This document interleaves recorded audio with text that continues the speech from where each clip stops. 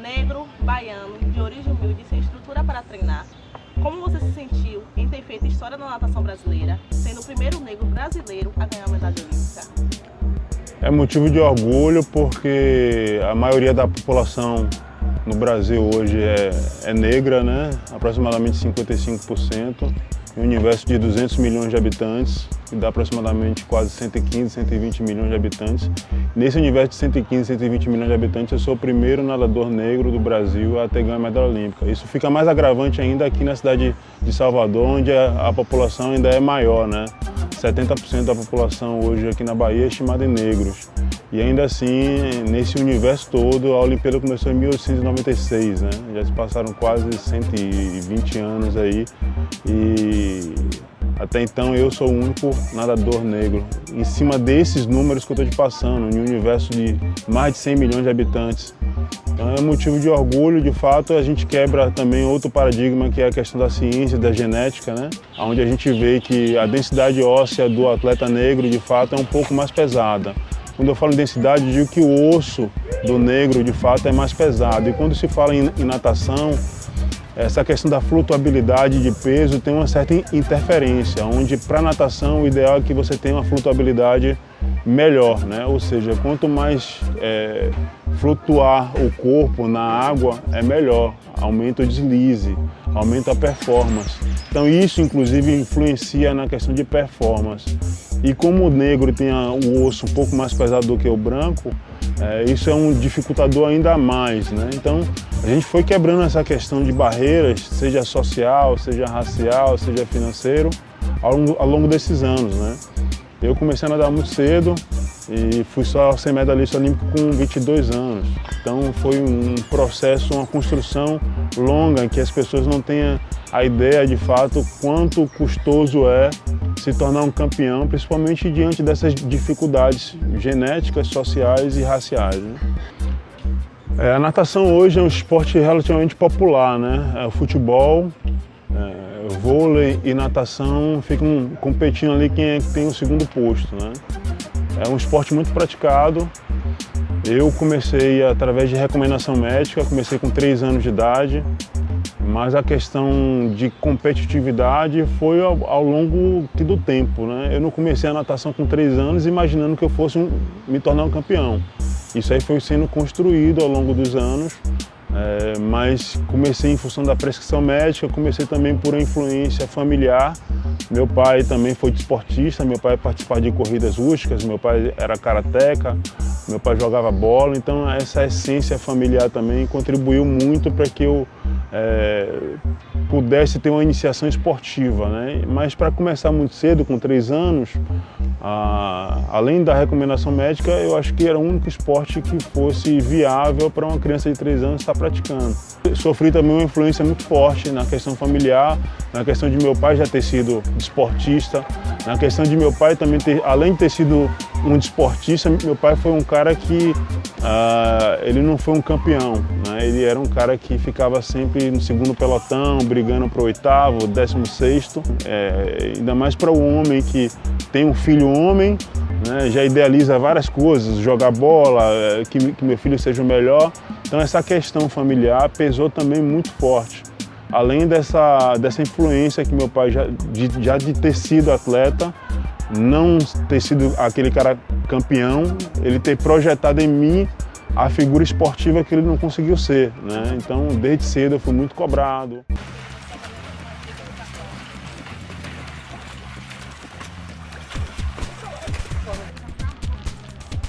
Não digo que preconceito, mas desconfiança a gente enfrentou ao longo desses anos todos, não somente aqui na Bahia, mas em outros estados aqui do Brasil, e em outros países também que eu tive a oportunidade de competir, né? Exemplo, como a natação é um esporte relativamente dominado pela raça branca, eu era um destaque, né, por estar inserido naquele meio. E as pessoas sempre olhavam para mim com um olhar de desconfiança, né? O que é que esse neguinho está fazendo aqui? Como é que esse neguinho apareceu? Ele está destoando do que acontece aqui no Brasil. Então, eu não digo preconceito, era um preconceito assim velado, mas era um olhar de desconfiança que assolava e que imperava sobre a minha participação em determinadas competições, em determinados eventos e em determinadas marcas que eu conseguia estabelecer. Por exemplo, quando eu batia um recorde baiano, um recorde norte-nordeste, as pessoas logo, a primeira coisa que imaginava era que eu estava dopado, né? Porque era fora do normal. Um negro está ganhando lá de brancos e está ainda assim quebrando recordes, né? Então não era uma coisa explícita, mas era uma coisa que quando eu ia competir, a maioria dos atletas olhavam com desconfiança, querendo entender por que eu estava ali e por que eu estava me colocando daquela forma, né? Assim, eu tive grandes ídolos, né? Meu pai foi um grande ídolo, apesar de não ter tido resultados expressivos, mas a forma como ele encarava o esporte, a questão da disciplina, muitos jovens hoje, é o que eu prego, inclusive nas minhas palestras, né? A palavra chamada disciplina, isso era uma coisa que meu pai tinha, mas muitas vezes eu sempre encarei como uma coisa, disciplina é você saber o que você tem que fazer, mesmo quando você não tem vontade de fazer, né? Muitas vezes eu não queria treinar, mas eu tinha que ir treinar, né? É a mesma coisa vocês aí. Muitas vezes vocês não querem fazer prova, mas vocês sabem que vocês precisam fazer prova. Isso é ter disciplina. Tinha outro grande ídolo, Ayrton Senna, referência mundial, e Gustavo Borges também, que na Olimpíada de 96 eu estava sentado no sofá da minha casa vendo Gustavo Borges ganhar 2 medalhas olímpicas em 1996. E até então eu era apenas um campeão baiano. E quando eu vi Gustavo Borges ganhando a medalha, eu falei, pô, eu quero estar nadando junto com aquele cara.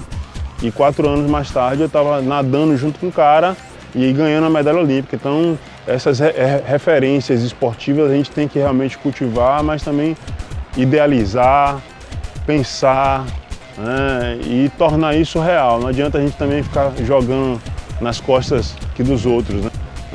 A gente mesmo tem que construir. Então, quando eu falei em 1996 que eu queria estar nadando junto com ele, eu construí isso. Eu treinei, eu me dediquei, eu abdiquei de muita coisa. Eu praticamente não tive infância, por exemplo, né? Eu abri mão da minha infância para correr atrás desse sonho.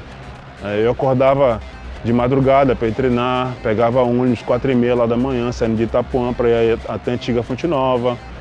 Treinava 2 vezes ao dia, nadava 20 km por dia. Treinava de domingo a domingo. Então, é porque a gente costuma ver só o resultado final, né? O que a gente vê lá na TV, campeão, vice, terceiro, mas a gente não tem ideia do quanto é penoso e o quanto é doloroso construir e se tornar um cara campeão, né? Mas é importante ter essas referências para que a gente mire naquilo e até ultrapasse aquilo que o seu ídolo foi. Assim como Anthony Neste, nadador de Suriname, que tornou-se o primeiro e único negro a ganhar uma medalha de ouro na natação dos Jogos Olímpicos, você quebrou o discurso sobre a fraca performance do negro na natação. O que isso representou para você? Tem uma representatividade boa porque a gente começa a criar aquela ideia de que tudo é possível se você crer mesmo, mas crer fazendo, né? As pessoas vão sempre falar para você que é impossível, até que alguém faça, né? Muitas pessoas falavam para mim que eu não ia conseguir, que eu não ia ser nada. Inclusive, quando eu comecei a nadar, tinham outros atletas muito melhores do que eu tecnicamente de resultado. Eu sempre fui um atleta que tive muita dificuldade técnica, mas eu fiz acontecer, né? Então, essa questão de desconfiança e de quebrar paradigmas, eu acho que eu contribuí muito para o desenvolvimento do esporte, principalmente aqui na região da Bahia. Claro que contribuí também com a aparição de novos atletas negros no Brasil, mas na questão de resultado ainda ficou muito aquém. Mas acho que o fomento à natação melhorou É claro que tem outros fatores que contribuem para o não aparecimento de novos atletas, principalmente negros, né? Questão de estrutura, questão de investimento, questão de patrocínios, questão de interesse. Então, mas a minha conquista abriu portas, né? Oxigenou o cérebro de muita gente aí que não acreditava, que não idealizava, que hoje olham para mim. Inclusive a minha conquista já se passaram 18 anos, mas está viva ainda. Tanto está viva que vocês estão aqui me entrevistando sobre esse feito importante, né?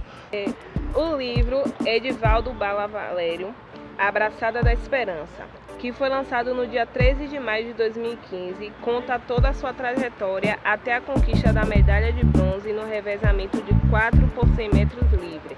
Qual a importância deste livro ser lançado nessa data tão importante para os negros brasileiros?